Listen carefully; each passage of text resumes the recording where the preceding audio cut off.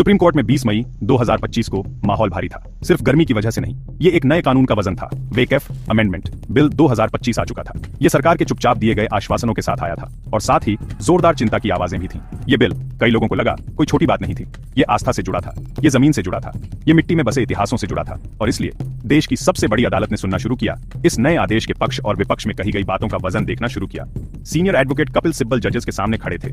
उनकी आवाज में कई लोगों की चिंताएं थीं। उन्होंने केंद्र सरकार के नए कानून के खिलाफ बोला। उन्होंने जोरदार तरीके से बहस की। उन्होंने जोश के साथ बहस की। उनका इशारा था कि सरकार अपनी हदें पार कर रही थी। वो उन दायरों में जा रही थी जहां शायद उसे नहीं होना चाहिए। ये बिल उनकी नजर में कोई मामूली एडमिनिस्ट्रेटिव बदलाव नहीं था, ये एक बुनियादी बदलाव था। इससे वक्फ के मूल स्वरूप के बदलने का खतरा था। ये प्रॉपर्टीज जो अल्लाह को समर्पित हैं, अब एक नई तरह की निगरानी का सामना कर रही थी, बाहर से थोपे गए नए नियमों का। मामले के केंद्र में एक गहरा मतभेद था।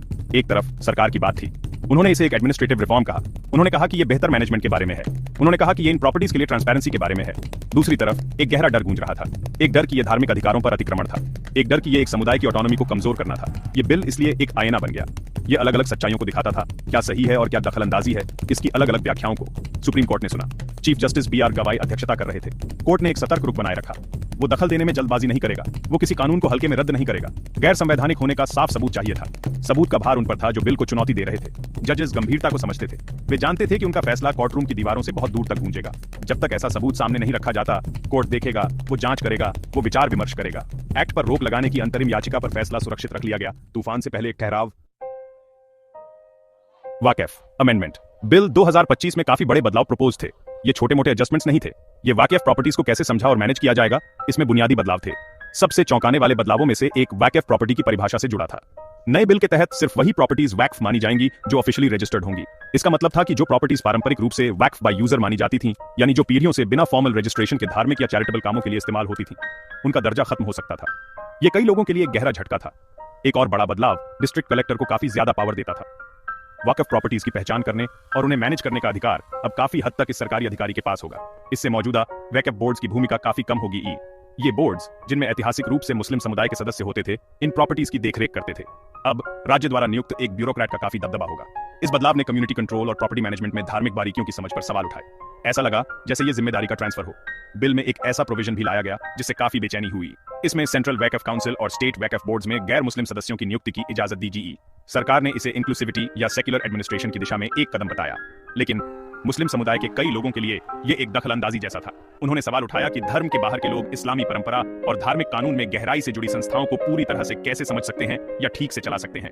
इसे समुदाय के अपने धार्मिक एंडाउमेंट्स को मैनेज करने के अधिकार को खत्म करने की दिशा में एक कदम के तौर पर देखा गया। वक्फ बाय यूजर का कॉन्सेप्ट गैप 2S नए रजिस्ट्रेशन मैंडेट से संभावित रूप से खत्म हो जाना खास तौर पर परेशान करने वाला था। ऐसी कई प्रॉपर्टीज जिनमें पुरानी मस्जिदें, दरगाहें और कम्युनिटी स्पेसेस शामिल हैं, सदियों से अपने मकसद को पूरा करती आ रही थी। उनका दर्जा जीवन और आस्था के स्थानीय ताने बाने में बुना हुआ था। अचानक फॉर्मल रजिस्ट्रेशन की मांग करना या मान्यता खत्म होने का खतरा इन ऐतिहासिक संबंधों को खत्म करने की कोशिश जैसा लगा।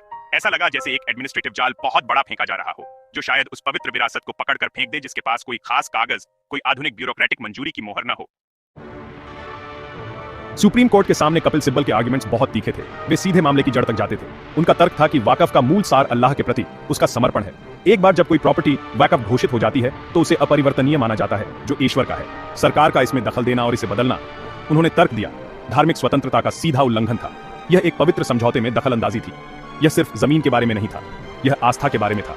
यह भगवान से किए गए वादों के बारे में था जो अब सरकारी समीक्षा और नई परिभाषा के अधीन लग रहे थे। उन्होंने बिल को वक्फ प्रॉपर्टीज पर धीरे धीरे कब्जा करने का एक तरीका बताया। सिब्बल ने एक ऐसी तस्वीर पेश की जिसमें एग्जीक्यूटिव धीरे धीरे नियंत्रण हासिल कर रहा था, स्थापित जुडिशियल प्रोसेसेस को दरकिनार करते हुए। उन्होंने तर्क दिया कि बिल ने एग्जीक्यूटिव को ऐसी शक्तियां दी जो अनुपातहीन और संभावित रूप से गैर संवैधानिक थीं।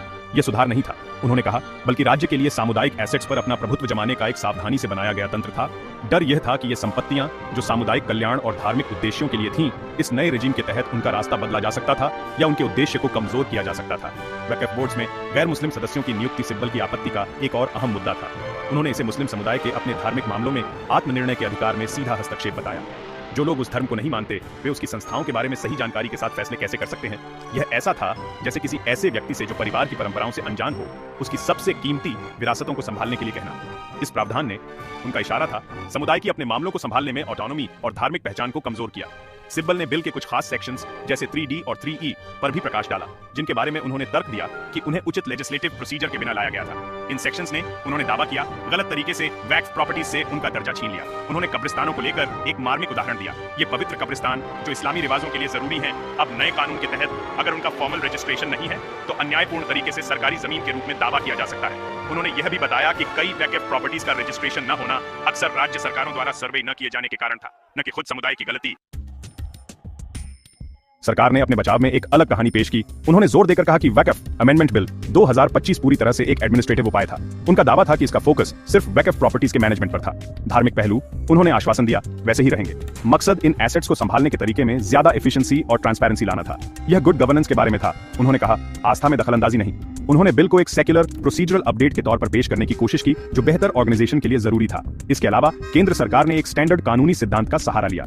पार्लियामेंट द्वारा पास किया गया कोई भी कानून, उन्होंने तर्क दिया, संवैधानिक माना जाता है। इसलिए जिम्मेदारी बिल को चुनौती देने वालों पर थी कि वे ठोस अकाट्य सबूत दें कि यह संविधान का उल्लंघन करता है। तब तक कानून कायम रहेगा। सरकार ने एक ऐसे प्रोविजन का भी जिक्र किया जो स्केड्यूल्ड कास्ट और स्केड्यूल्ड ट्राइब मुस्लिमों को वाकफ के रूप में प्रॉपर्टी समर्पित करने से रोकता है। इसे एक सुरक्षात्मक उपाय बताया जो दुरुपयोग या शोषण को रोकने के लिए बनाया गया है। हालांकि इसकी भी कुछ हलकों से आलोचना हुई।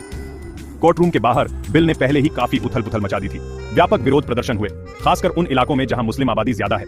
ऐसे आरोप थे कि बिल का इस्तेमाल राजनीतिक फायदे के लिए धार्मिक तनाव भड़काने के लिए किया जा रहा था। कुछ लोगों ने इसे एक बड़े पैटर्न का हिस्सा माना जो दूसरे विवादास्पद कानूनों के बाद आया था, जो अल्पसंख्यक समुदायों को हाशिए पर धकेलते दिखे। धार्मिक स्थलों और संपत्तियों पर विवादों के ऐतिहासिक संदर्भ ने मौजूदा स्थिति में जटिलता और चिंता की एक और परत जोड़ दी, जिससे दांव अविश्वसनीय रूप से ऊंचे लगने लगे। मुस्लिम समुदाय की ऑटोनॉमी पर इसका संभावित असर बहुत गहरा है। अगर बिल जैसा पास हुआ है वैसा ही रहता है तो इससे धार्मिक और चैरिटेबल एंडोमेंट्स पर राज्य का नियंत्रण बढ़ सकता है। इससे समुदाय की अपनी परंपराओं के अनुसार अपनी संस्थाओं को मैनेज करने की क्षमता कम हो सकती है। सुप्रीम कोर्ट का अंतिम फैसला बहुत ज्यादा मायने रखता है। यह न सिर्फ इस खास बिल का भविष्य तय करेगा, बल्कि देश में धार्मिक स्वतंत्रता और अल्पसंख्यक अधिकारों की सुरक्षा के बारे में एक मजबूत संकेत भी देगा। समुदाय इंतजार कर रहा है, देख रहा है और उम्मीद कर रहा है